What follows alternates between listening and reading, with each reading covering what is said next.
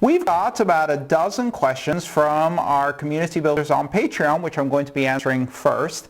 And then I might also have time to take some questions from the chat. So first of all, thank you all for joining. It's really great to see you. And let me know if you can hear me okay, if you can see me okay. We've dropped the resolution a bit. This is not high definition. No, this is standard definition, SD 480 or potato video as it's known. We're going to be doing about 30 to 45 minute session. This is a bonus after all, and I hope you all enjoy it on this Saturday morning when the entire planet is on quarantine. Let me just check in with the chat and see if you can hear me okay.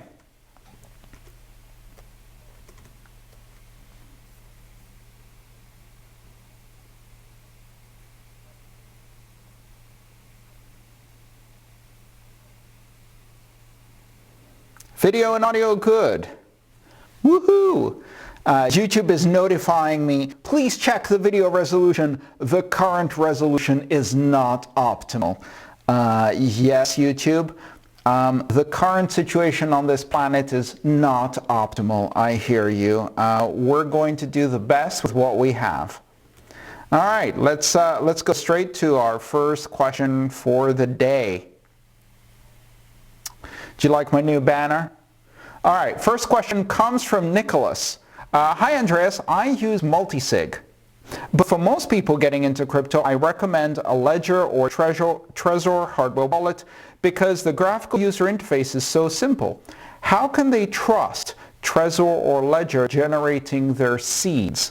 This is a really good question and it comes up all the time.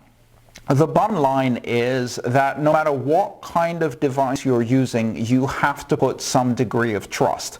The only way to have zero trust in no manufacturer, software or hardware device is to do everything by paper and pencil, and trying to do elliptic curve multiplication or hashing by pencil and paper is probably too difficult for most people. So let's look at if we have to trust, then how can we minimize the amount of trust that we put in third parties? Now, this question is tricky because depending on how you answer it, people may try a cure that is worse than the disease, no pun intended. And what will happen in that case is that people may say, oh, I can't trust Trezor or Ledger or another hardware wallet's manufacturer to generate my seeds. So instead, I'm going to build my own. I'm going to download Tails and follow the Glacier protocol and install it on a ThinkPad that I got from college 6 years ago. I'm then going to print it to a printer with no memory, and what you've just done is shifted the trust from a special purpose hardware device and special purpose software system designed for this purpose and shifted it to general purpose software, general purpose operating system, and general purpose hardware, where it's much more difficult to check the origin of these devices and systems. Also, you've increased the difficulty and increased the chances of making a mistake by several orders of magnitude. So don't take any of the comments I make about the security of hardware wallets generating your seeds to mean you should not use hardware wallets or use paper wallets or download some software that you found or whatever else. Hardware wallets are still the most secure mechanism for cold storage, and if you can't afford to buy a hardware wallet and you only want to use a small amount, then a mobile application on your smartphone will be the best operating system you have.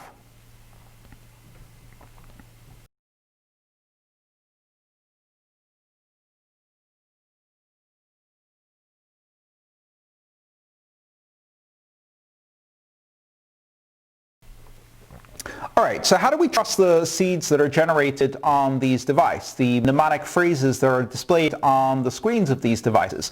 The way we trust them is, the reason we trust them is because both the hardware and the software in these devices is scrutinized very heavily by a lot of security experts.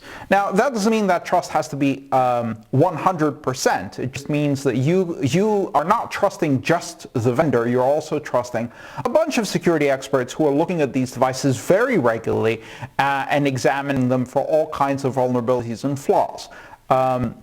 And so whether you need to worry about the vendor themselves putting a backdoor into their system, which would likely get revealed pretty quickly and would cause that vendor to go out of business immediately, or you have to worry about somebody hijacking the delivery of that device at some point and inserting some kind of hardware inside that you can't see or tell and use that to compromise your seed. These are definitely valid fears, but they don't overcome the broader fear, which is if you just use a software wallet that's connected to the internet, your chance of getting robbed is much, much higher. If you use a very complex system with security that requires advanced technical understanding, then your chance of losing money because of a mistake is much higher.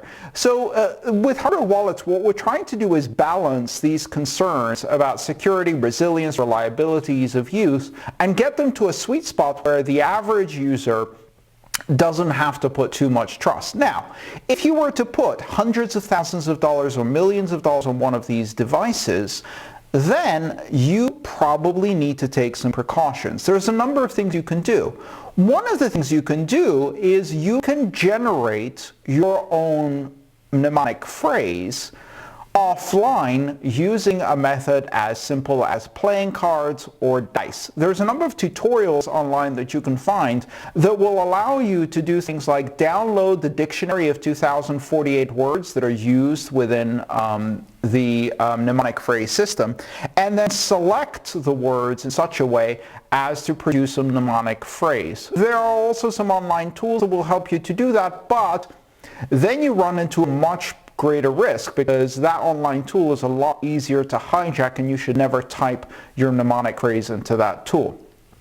There are some hardware wallets that go to extreme lengths to remove any element of trust from the manufacturer. Probably my favorite in that category is the cold card wallet. What they do there is not only do they use a transparent case so you can see if the hardware has been tampered with, they use a security chip that's covered in epoxy so you can see that that hasn't been tampered with, but furthermore they actually have a mechanism for you to enter entropy directly into the device by selecting numbers 1 through 6 on the keypad and rolling dice repeatedly until the device generates a mnemonic phrase from your dice rolls. So that's for the ultimately paranoid. The cold card is a great device. However, the cold card is much more difficult to use for your average newbie, more complex, more advanced, and therefore you've got to consider that balance when you're recommending these types of devices to newbies. All right, let's check out the next question. And this time maybe I'll remember to switch my video back to full screen. When I start answering it. Let's see, 1 second. All right.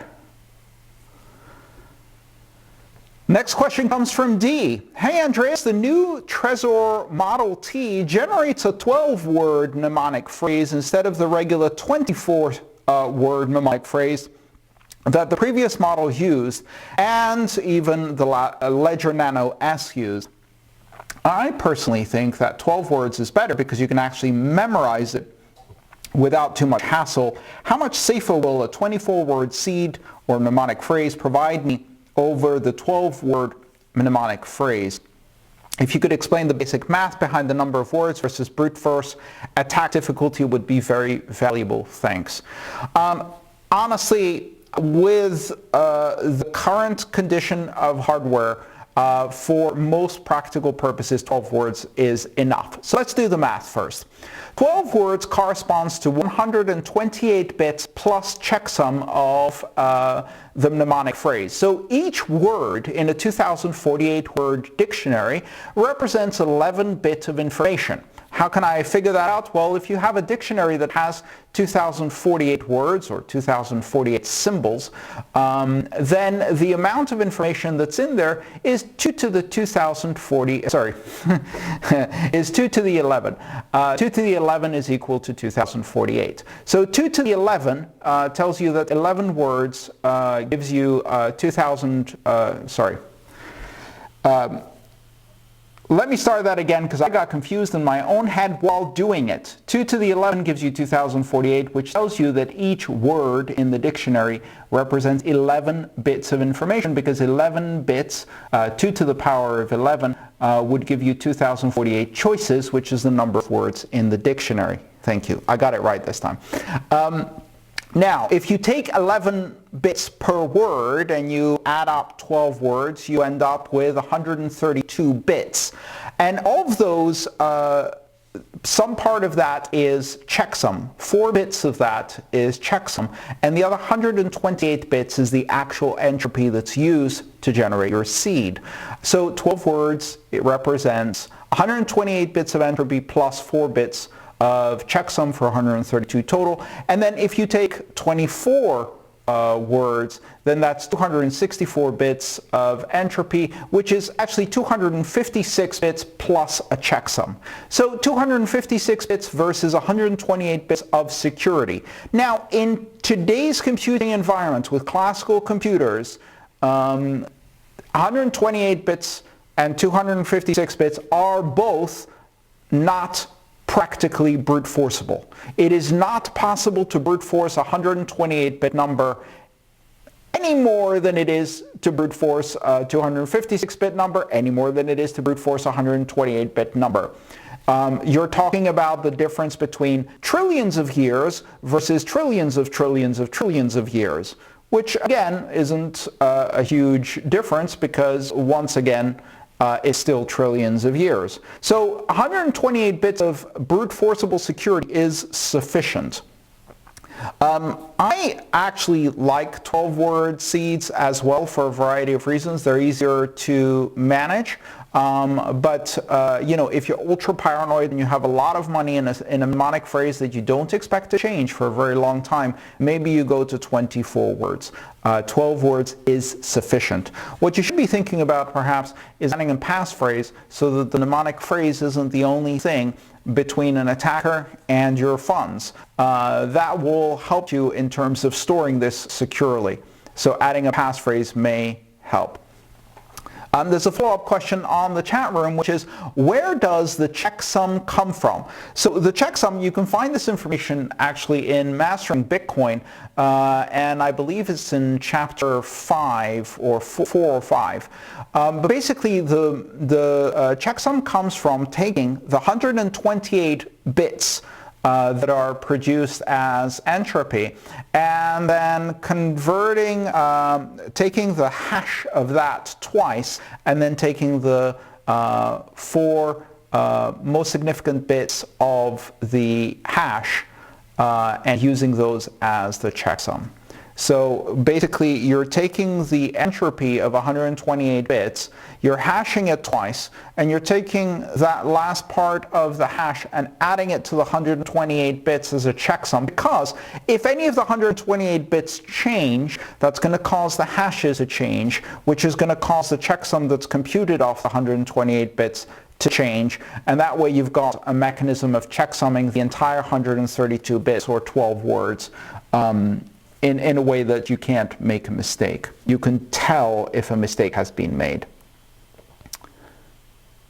Guess what? I forgot to full screen the video again while answering the question. Okay, this time I really will remember. Let's get another question on the board.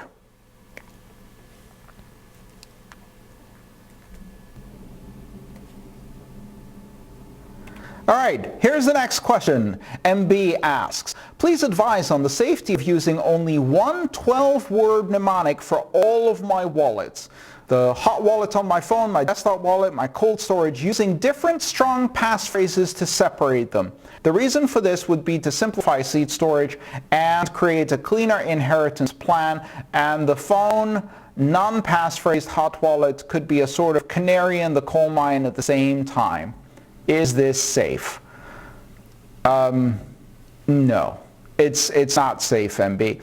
I'm sorry, it's not safe, and part of the reason it's not safe is because you're effectively mixing hot and cold security, which means that if your mnemonic phrase is used for your hot wallet and your cold wallet, then it's not a cold mnemonic phrase. The mnemonic phrase has to be loaded onto an online connected device like a smartphone, where it is sitting in the memory of the application, which means that any bug in that application, any bug in the operating system, any mishandling, keyboard loggers, or anything like that, and that mnemonic phrase is basically now compromised. So if the same mnemonic phrase is used for both hot and cold, it's hot. And then you're relying on the passphrase for basically all of your security. And that's very dangerous for a number of reasons. The primary reason is that your passphrase as a complex passphrase is not going to contain 128 bits of entropy. It's going to contain a lot less. If you make a very, very good passphrase and you know exactly what you're doing, maybe you can get to 128 bits of entropy. But now you've got another problem, which is now you have to still store all of these passphrases as backup.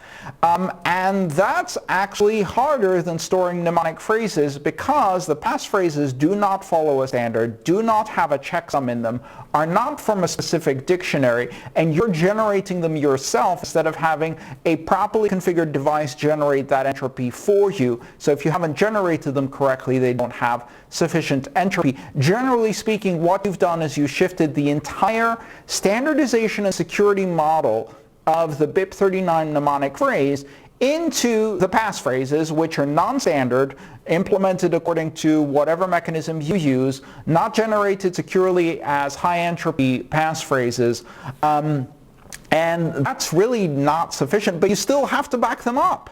So you didn't really save yourself anything. What I would recommend is, at least what I do, is I have backups of my hot wallet mnemonic phrases, and I have backups of my cold storage mnemonic phrases, and I have backups of passphrases where I use passphrases.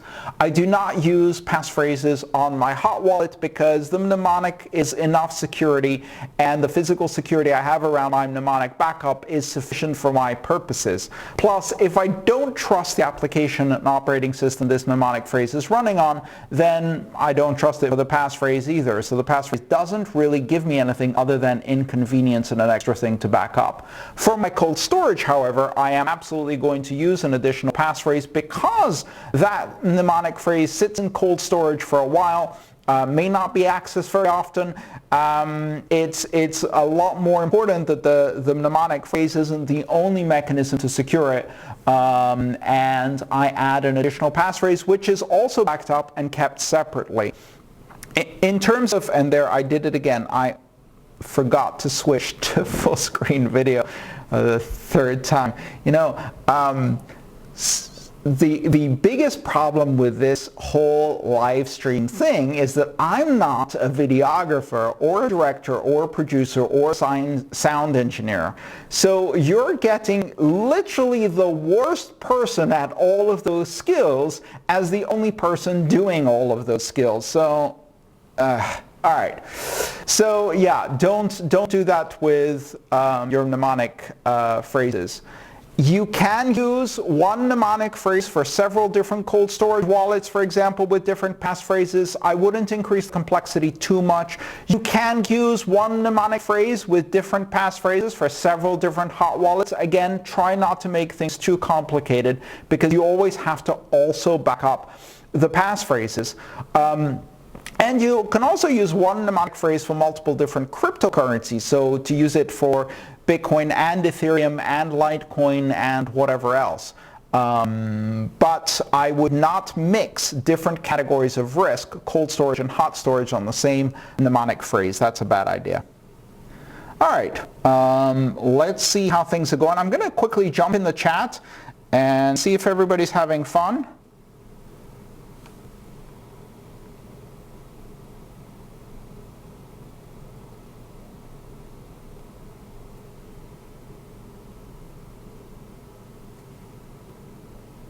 All right, Daniel's happy about the content and therefore overlooking the production quality. Thank you, Daniel.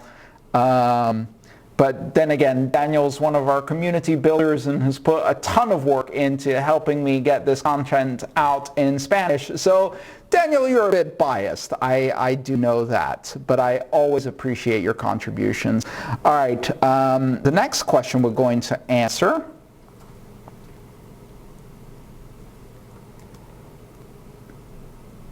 has to do with the price of Bitcoin and security, which seems like a backwards way of asking about the price of Bitcoin, but let's see. All right, Peter asked, hello Andreas, the Bitcoin network is invariably influenced by price in many ways because it could influence how different stakeholders interact with it. How would these stakeholders and important parts of the network be influenced by both large bear or bull market? What are some scenarios we should be hedging against, including but not limited to miners, node operators, holders, transactors, core developers, open source companies, and Bitcoin financial infrastructure development, which is for profit? Video switch. Yes, so it's certainly the case that what we're seeing today in primarily in the mining system has been that the reduction in the price of Bitcoin sent a bunch of miners into territories where their current equipment at the current difficulty is not profitable. So what did they do? Is they switched off some of their hashing equipment. Now, if you think about it, miners are not monolithic. They're a broad range of different businesses and individuals operating a broad range of different equipment.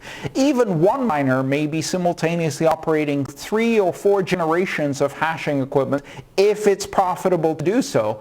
And they'll turn them off if it's not profitable to do so. So when the difficulty gets to a point and the price gets to a point where profitability isn't really happening, miners will selectively turn off their least profitable equipment, and the least profitable miners may turn off all of their equipment because the current price of energy at their location vis-a-vis the efficiency per kilowatt of their equipment no longer makes sense. Now, that doesn't mean they're gone forever. They may come back when it's more profitable, but eventually they may find that they're permanently unprofitable, which certainly happens when you have slightly older, less efficient equipment and you're competing in a market with slightly newer equipment.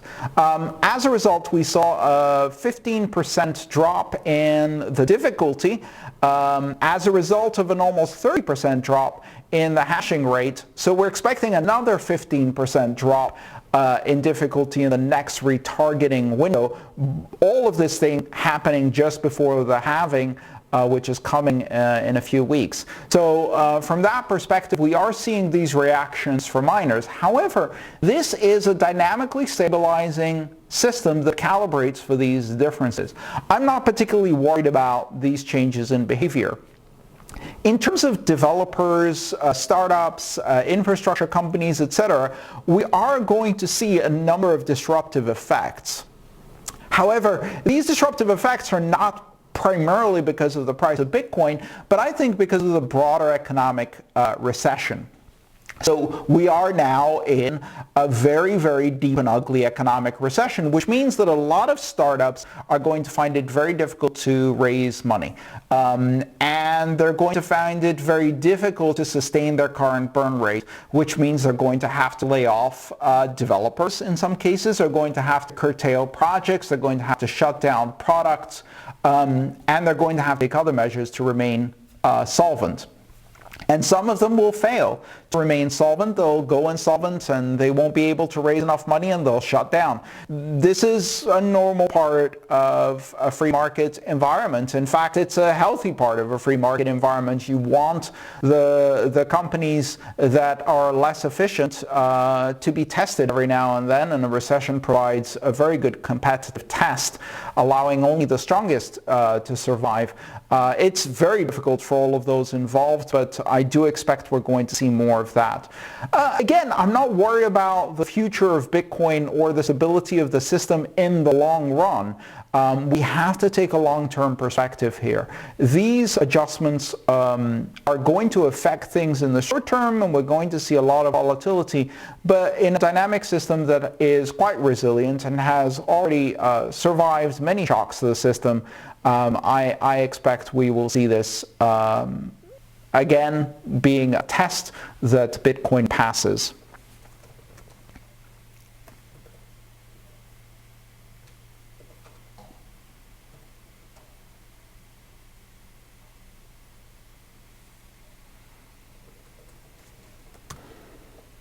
All right.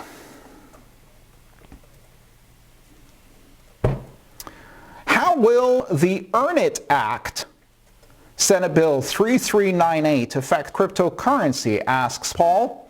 In case you didn't know it, in the background of giving a $4 trillion bailout to large corporations at our expense and then dropping some little crumbs down for us little people, the Senate has had time to debate, and it's close to passing other fantastic bills, such as the EARNIT Act, which, as its name hints, has nothing to do with earning it and all to do with stopping end-to-end encryption.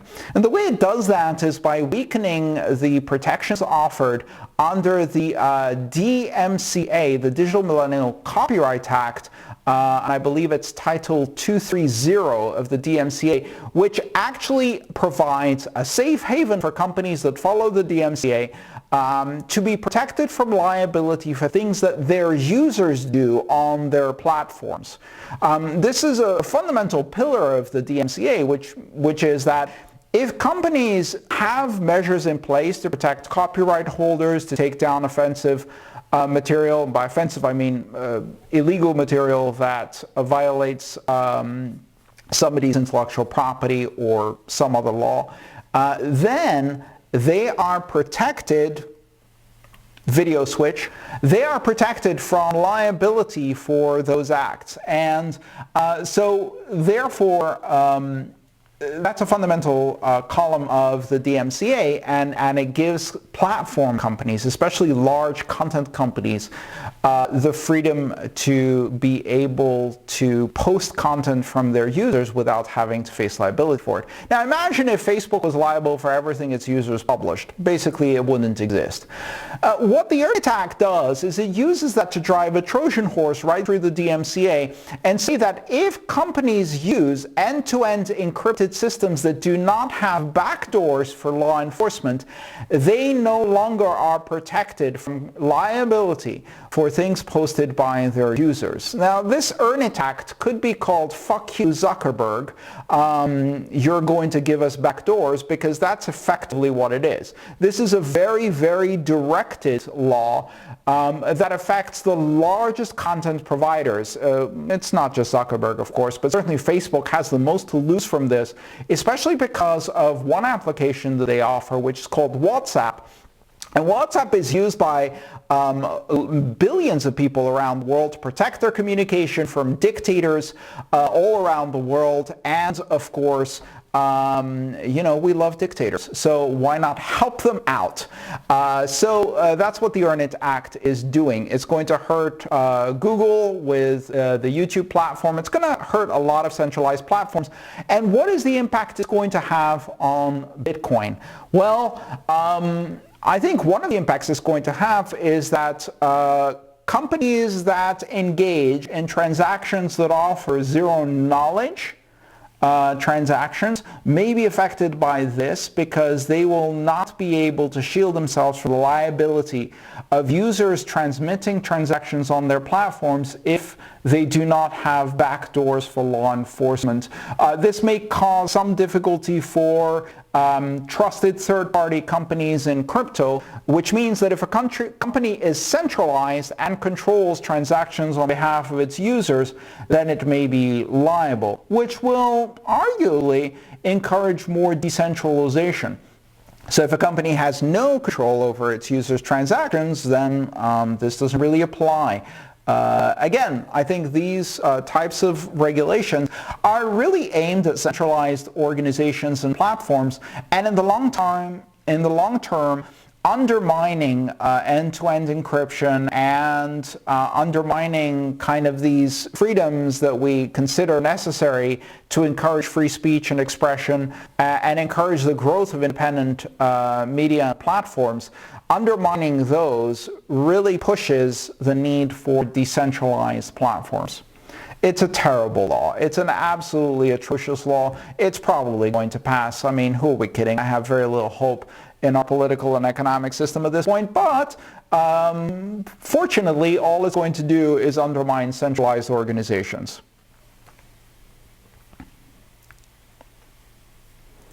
All right, let's see how we're doing with time, because I might be running out of time to answer questions.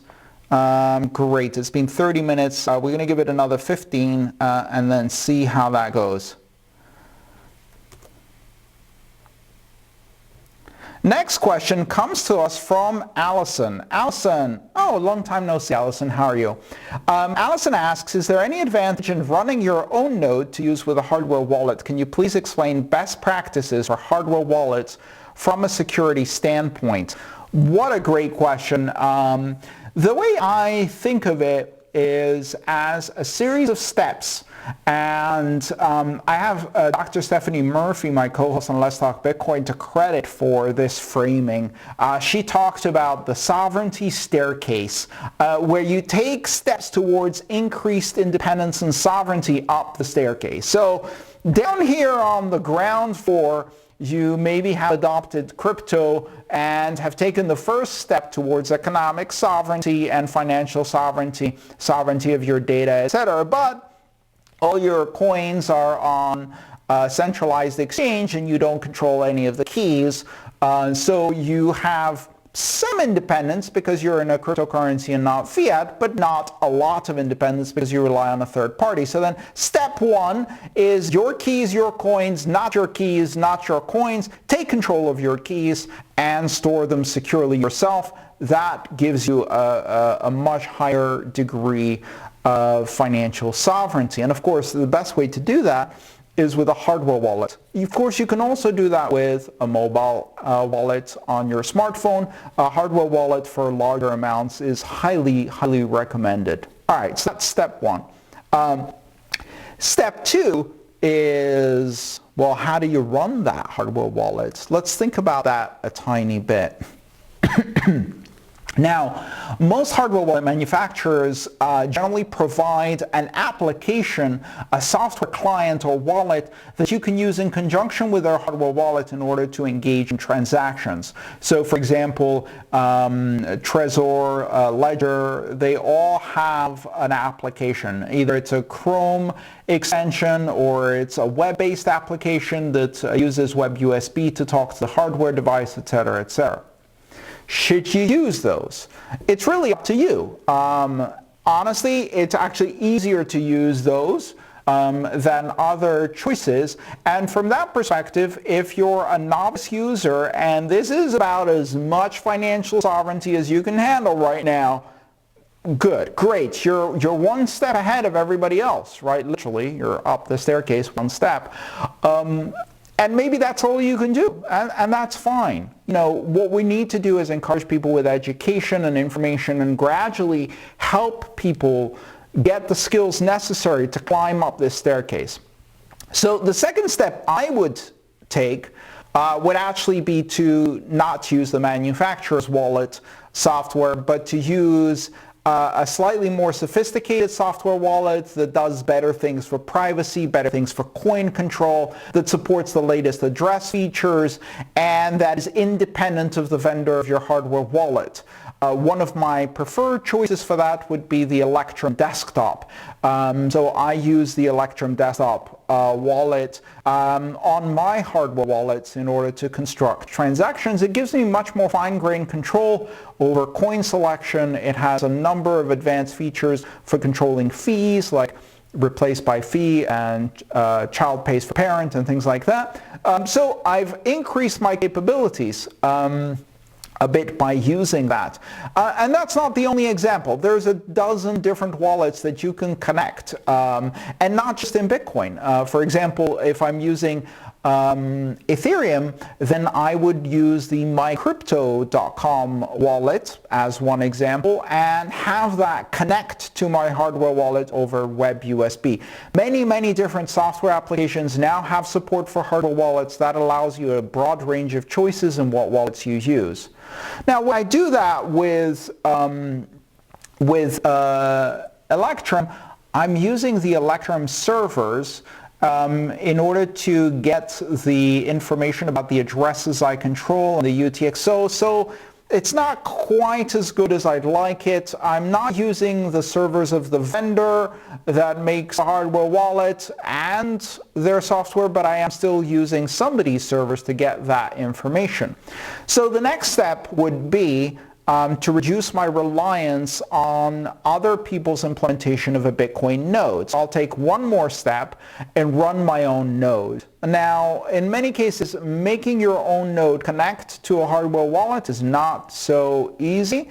So you can figure out there are a number of different protocols you can use to do that. For example, BTC Pay Server has support for hardware wallets, where you can connect your own node running on BTC Pay Server to your own storefront and your hardware wallet. I do that for my little storefront, which is currently closed due to the COVID quarantine, but nevertheless, the software was working fine.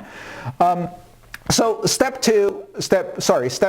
3 is run your own node, and then step 4 is figure out a way to connect your own node to your hardware wallet, so you can not only use your nodes to see if an address has received payment, but your hardware wallet can also use it to interrogate information about its own addresses without leaking that information to third parties.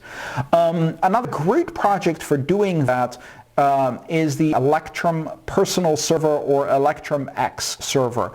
So I also run an Electrum X server. And what that does is it indexes the entire blockchain and creates a separate database of every address and every UTXO and every coin that's ever lived, allowing hardware wallets to retrieve that information directly using the Electrum protocol. So when I'm running my Electrum desktop, it's talking to my own Electrum server, which is talking to my own Bitcoin node, and I've gone 4 steps up this hierarchy.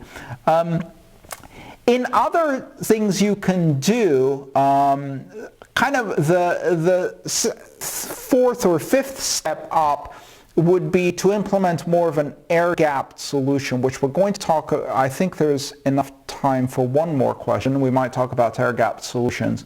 But many wallets now support a new standard called BIP 137, if I'm not mistaken. And BIP 137 is partially signed Bitcoin transactions, or PSBT. What this allows you to do is construct a transaction on a non-signing device, a device that doesn't have keys or signing capability on it, but does have access to the blockchain. UTXO knows about all of the addresses that have balance. Construct your Bitcoin transaction there. It's unsigned, which is one definition of partially signed, and then transmit that somehow to the device that has keys.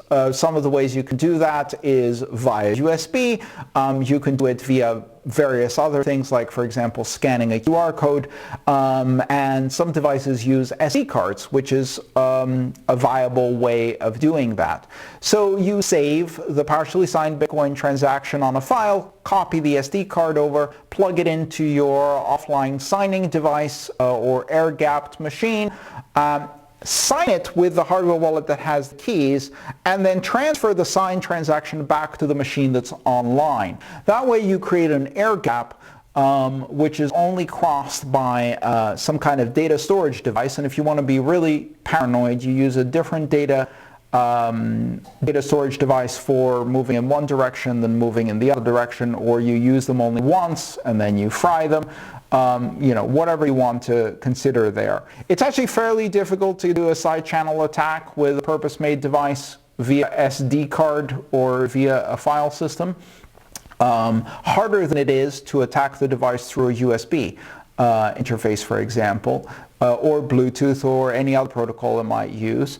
So from that perspective, that's an advantage, and you can create an air gap solution. So now we're at level 4, and you can keep going up these levels. You can think about other things you can do to achieve financial sovereignty, including using multi-sig capabilities, using coin mixers in order to improve your privacy, using zero-knowledge protocols and privacy coins to increase your privacy, etc., etc.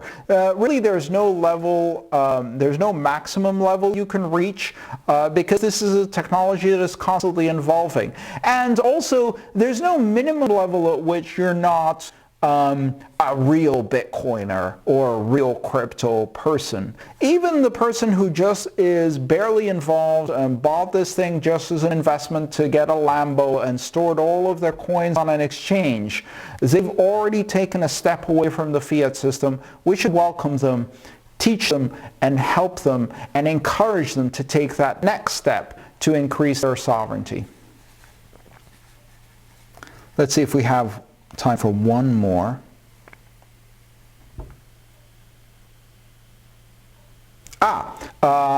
Follow-up question actually, which is what I'll go to next. Carl CryptoHound is asking, is it safe to use KeePass, or assuming some other password manager, LastPass, 1Password, etc., to store a mnemonic phrase?